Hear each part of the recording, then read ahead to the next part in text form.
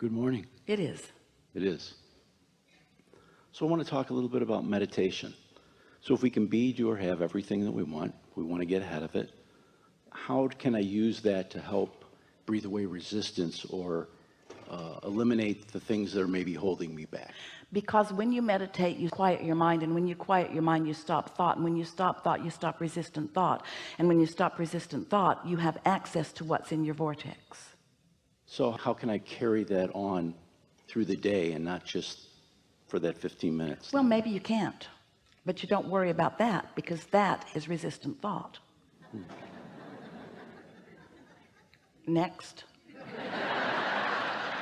Just catch a snatch of it here and a snatch of it there and a snatch of it there. Just do your best. Just tilt the scale just a little bit, and it won't take long, because you see, right now to you it just sounds like someone excited about something who seems like they know what they're talking about. But when you take the time to meditate or to make lists of positive aspects, and you are certain, or you feel pretty good that you are resistant free, and then an idea bubbles up or roars up from your vortex, and you follow through with it, and you receive the immediate reward of feeling great. That's the first thing that will happen.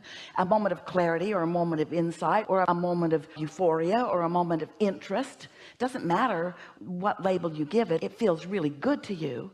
And then another, and then another. We're not asking you to expect it to bubble up and manifest. We're asking you to allow it to bubble up and feel it, and acknowledge that you feel it, and milk it as long as you can, and see what else it turns to before your practical mind gets involved and you start introducing resistance into the equation.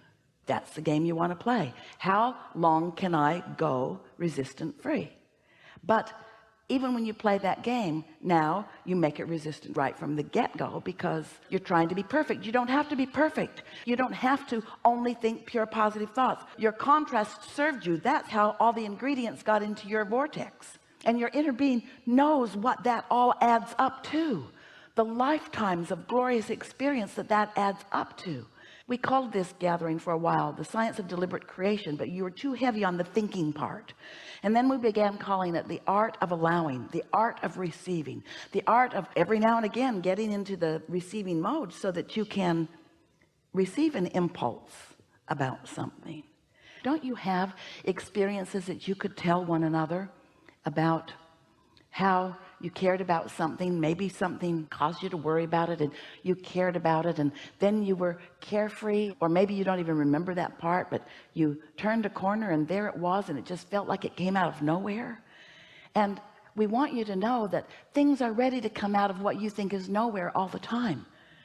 Great ideas are ready to come out of what you want to call nowhere, because they're not coming out of the tangible piles that you've been gathering. They're coming out of the intangible, non-resistant, well-stocked kitchen, stocked by only the ingredients that you want. And so it's about getting into the receptive mode is everything.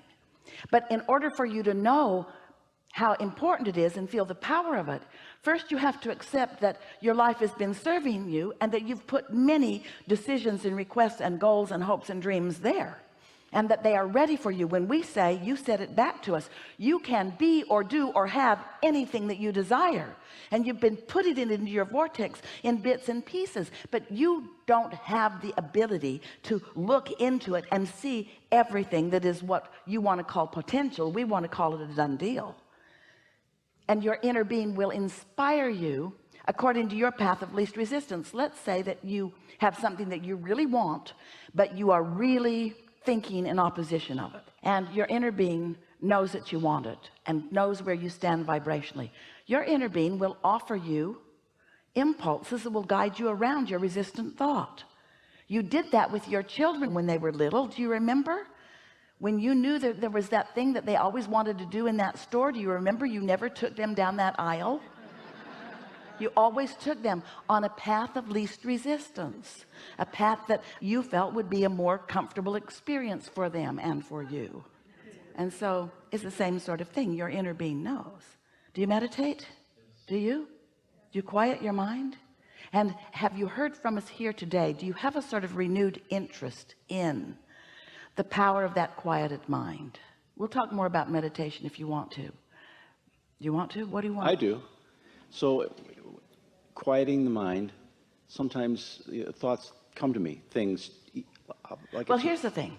Let's say that you woke up and you were thinking about something. It could be positive or negative. Let's just say you were thinking about it. Now let's say that it's not all that positive.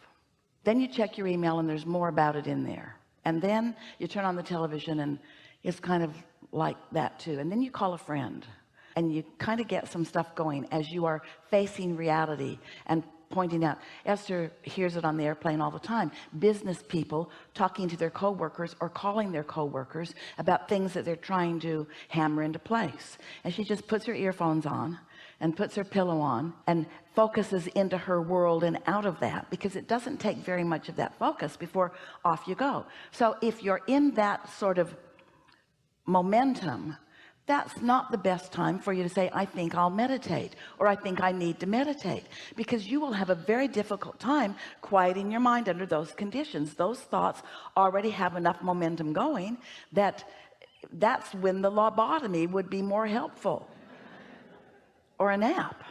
We would meditate when there's the least amount of momentum going. It's sort of like, have you ever felt like you really needed to sleep but you couldn't sleep, and the harder you tried to sleep, the more you couldn't sleep? Well, meditation is like that for you. You say, I need to meditate, I really need this, but you can't, because you're focused on what's holding you away from it. So it's what's getting bigger. So what you do is you wait for a sort of clear space, and that usually comes earlier in the morning. Maybe it comes after your kids leave the house. Maybe it comes when you're finally alone in your car somewhere. You could pull under a tree. You have to find a quiet space for it, and the earlier in the day the better, but you'll get better and better at it. It's just a matter of focus. We recommend that you focus upon something that doesn't require very much thought, because to say I'm not going to think about anything, now you're thinking about not thinking about anything, and everything in the world that you're not wanting to think about, you're thinking about. But find something to focus on. It might be a bird in a bird bath. It might be the dripping of a faucet. Esther likes to listen to the air conditioner because she lives and has always lived in hot places. So the air conditioner, there's almost always that sound. Hear it? Hear how steady it is? And notice that you're not prone. There's not much to think about in that. You don't say, I've heard better.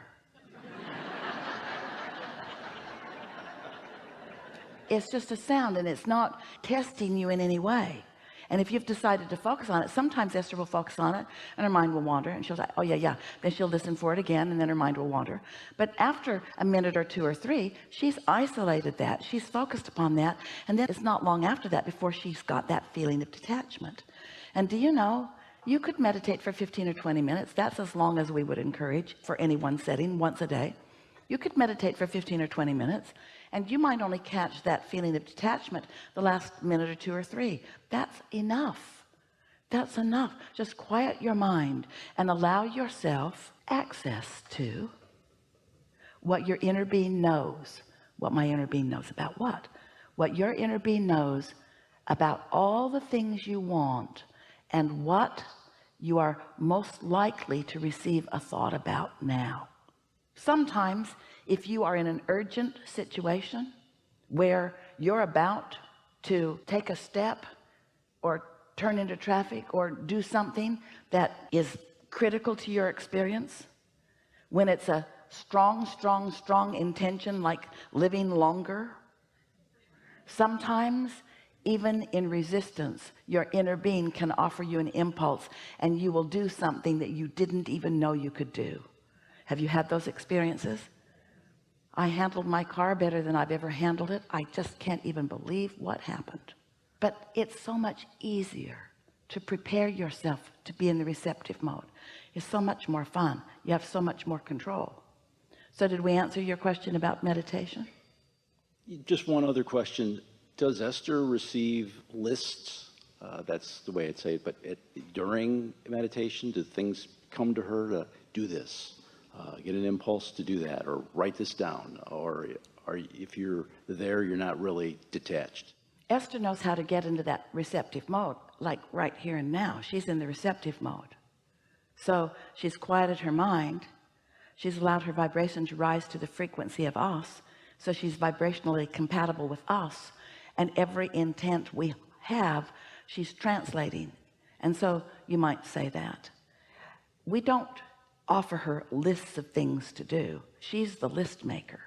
We're usually wanting to inspire her not to feel the trauma of the list. The list overwhelms.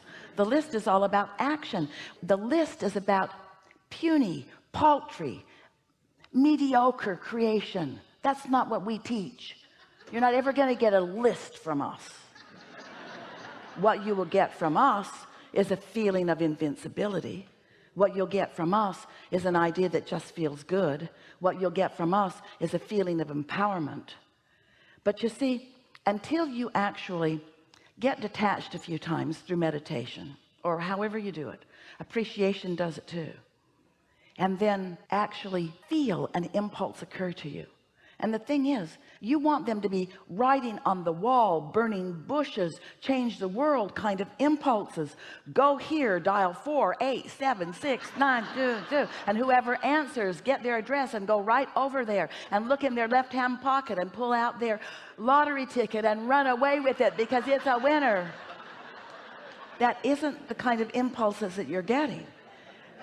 But once you receive this impulse and you recognize the freshness of it, and most important, you recognize, until you feel, oh, we want this so much for you, until you feel the power of non-resistant moment, even if it only lasts 10 seconds, then these are just so many words. But once you feel that, and then have the momentum of it and the wherewithal to follow through with it, and then you see that it leads to this, and it leads to this, and it leads to this, and it leads to this, and you have that joyous journey, which we keep wanting to say is really what you want, and you keep saying, yeah, I want the joyous journey too, as long as it's leading me to the destination that I want. Yeah, I want the joyous journey as long as it's leading me to the destination that I want. We're speaking it so fast you can't even hear the words because you're so eager to get to the destination that you want. Oh yeah, I'm willing. Well, just cool your jets, just relax and enjoy the freshness, enjoy the clarity. Clarity is power. Can't you feel that in yourself? Don't you know, even in your own house, you get up, you have things to do, maybe you're going to get on a trip. Have you ever just run around in circles? And it's a miracle that you even made the plane. Haven't you had a day like that?